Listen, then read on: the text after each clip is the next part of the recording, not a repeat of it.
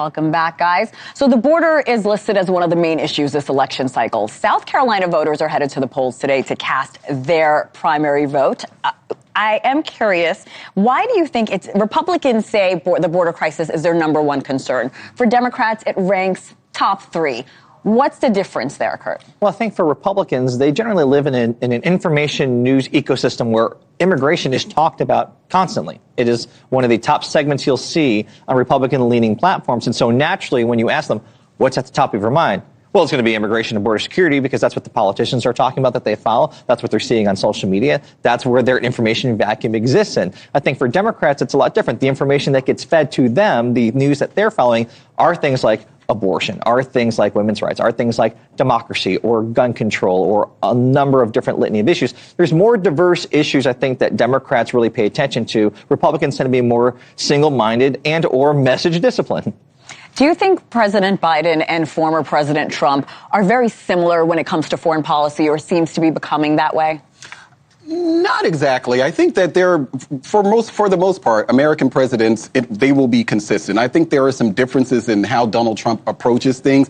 He's not going to get out of NATO, despite him threatening that. But I think that if you think of what Donald Trump did, and I think Mick Mulvaney made the point in talking about NATO, but when Donald Trump was in office, even countries like Germany didn't contribute more than 2% of their GDP on like defense military spending. They're now, I believe, doing that. That's something that Donald Trump would do as president that Joe Biden himself would not do. But when it comes to Israel, and even Ukraine for that matter, I don't think that there would be a lot of distance between Donald Trump and Joe Biden. Do you see a lot of similarities when it comes to what's happening on the border and how they're deciding to handle it? Yes, Donald Trump was a bit more forceful when it came to the border. The things that we've been talking about, the Remain in Mexico policy, the catch and release, all of those things, the executive orders that the Biden actually, when he came into office, and that's actually the problem with executive orders, because the next president can come in and just simply undo them. Donald Trump is a bit more aggressive when it comes to the border, and I think that Republicans are, because we're seeing what happens in Chicago. We're seeing what's happening here, right here in New York City. People are starting to feel the impact of that, and it's not just those border states. The Biden decision to come in and say that there really wasn't a border crisis, I think that actually doomed him from the start, because it didn't make him able to do a lot of the more aggressive things that many Republicans, and I would argue many Americans, want him to do.